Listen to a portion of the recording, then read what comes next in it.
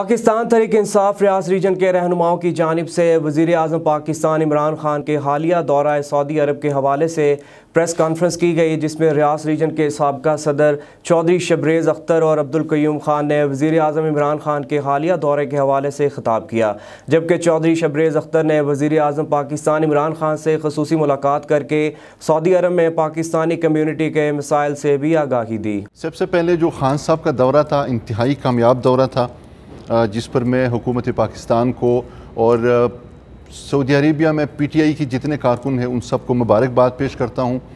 ख़ास तौर पे इसमें फ्यूचर के हवाले से जो प्लान बनाया गया है, मुझे उम्मीद है कि इससे बहुत ज़्यादा तब्दीलियाँ आएंगी। 5 ऐसे मेमोरेंडम ऑफ अंडरस्टैंडिंग है कि जिससे इंशाल्लाह बहुत ज़्यादा फ़ायदा मिलेगा पाकिस्तान को। इसके अलावा एम्बेसीज़ के हवाले से खान साहब ने जो बातें की थी उस पर यहाँ के जो अपोजिशन जमातें हैं उसका कुछ रद्द-ए-अमल आया था, और वो ये कह रहे थे कि हुकूमत अपनी नाकामी छुपाने के लिए एम्बेसी पर इल्ज़ाम लगाती है।